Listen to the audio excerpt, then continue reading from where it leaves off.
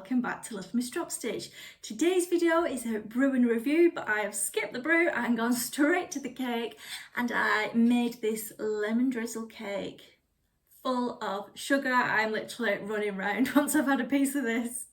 So today's book is this. I thought we'd expand our horizons a bit. It is the Single and Double Bed Machine Knitting, the Designer's Guide by Vikki Haffenden. As always, we'll have a little bit of a chat about what I liked about the book, what wasn't working for me, and then I'll give you a flick through. Please do consider giving us a like, a thumbs up, subscribe, and all that good stuff so we can make more videos and eat more cake. First of all, a bit of background about my journey with machine knitting. It's very short, okay?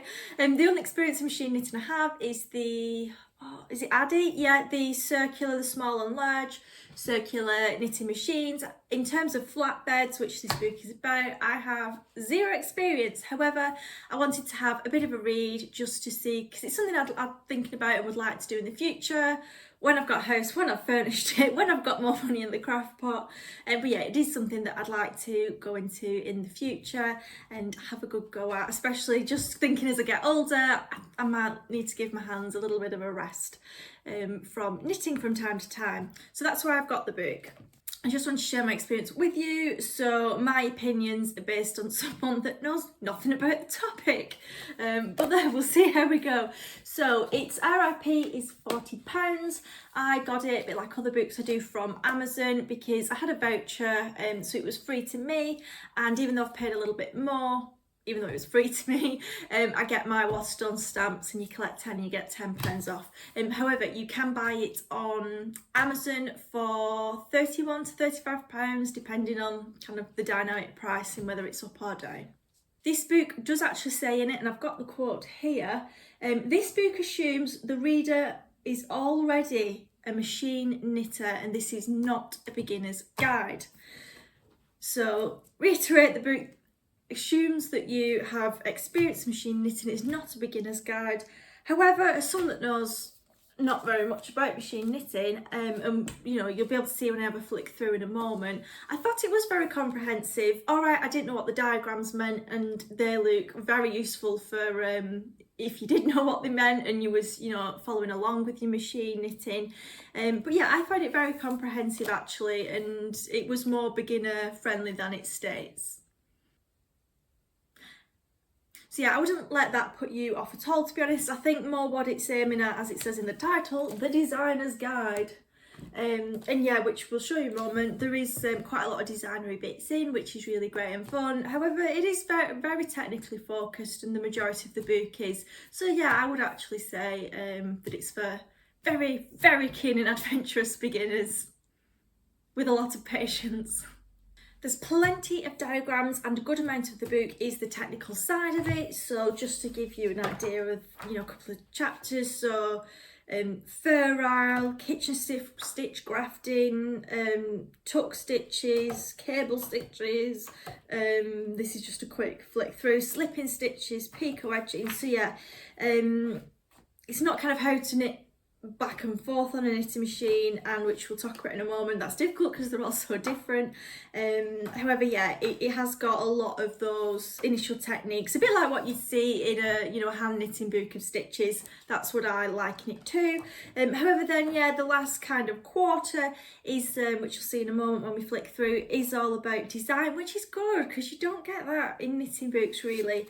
The design side, especially from the technicalities of design, the actual artistry that goes behind it, rather than, which obviously I do, oh, these colours look nice together, oh, they're my favourite colours. So it's nice to actually learn the artistic side without having to do a degree in it. So yeah, I really did like that and appreciated it. And just a different aspect, and there's some really good kind of arty exercises for putting the colours together and forming patterns and designs, and just kind of giving you a gentle push into being a bit more adventurous and out your comfort zone as well.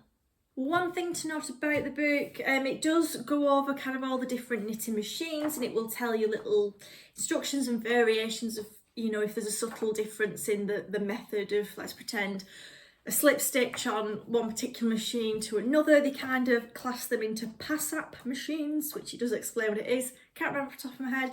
And Japanese ones, and there is a list of comparisons every so often. And it does also tell you which one's discontinued, which is quite a few.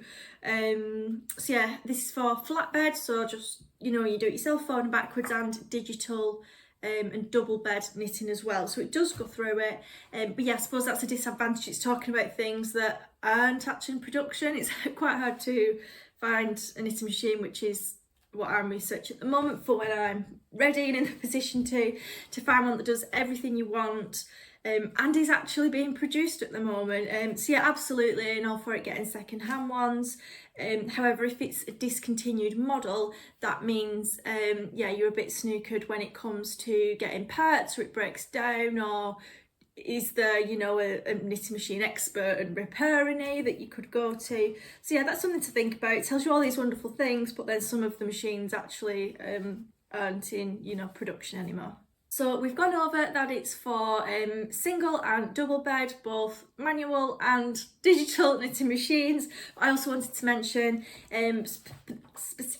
particularly for the Fur designs and colour work, it does talk about both punch cards and digital. So, you know, you do it on the computer and the computer would tell the knitting machine when the colour changes are. Punch card, it's still some sort of wizardry, but yeah, the little holes will tell it there's a different colour at this point.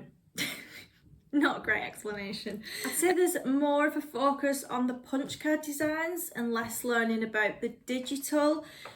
However, that might be because digital's more straightforward and easier, I don't know. But yeah, there's more talk of the punch card designs, I'd say, on balance. However, there's great stuff in the back, in the appendix, and it tells you kind of all the different softwares, advantages, disadvantages, where to get it, things like that. So yeah, it's actually one thing I do really like about this book is the back. You've got list of suppliers, so of the knitting machines, lists of machine yarns on corns, especially when you're a beginner going from hand knitting. And I know you can use some hand knitting yarns on the machines, but then I wouldn't know if I'm getting, you know, too industrial of a yarn. So yeah, that's really helpful for me. It is a UK book, it seems to be a UK author, and I'm just looking, and yeah, the websites for the yarn on corn, a lot of them are .co.uk, some are .com, but yeah, most are in the UK, just to bear that in mind if you was relying on, you know, the appendix information. Same for the supplies as well. Yeah, glossary abbreviations, and yeah, I mean, you probably can't read the writing, but the title, yeah, all the digital knitting software and resources, and there is bits of tables in the book as you progress to say whether your machine or the machine you're thinking about would be compatible with digital design, or if it's, you know, punch card only. So that's something to think about as well before you go and buy. Excellent. Well, I think we'll give you a little flick through. As always, I don't like to give too much of the book away, just to be fair to the publisher and author, but we'll go through a couple of chapters just to give you a flavour of kind of how comprehensive and helpful the book is, and if it will help you with your machine knitting journey. And do let me know if you're a machine knitter or you're thinking about it. What equipment have you got? Do you wish you had different equipment, or does it work just fine for you and do everything that it needs to? So we'll have a flick through, and yeah, do give us that like, thumbs up, subscribe and all that good stuff so we can continue to make more videos and reviews of books.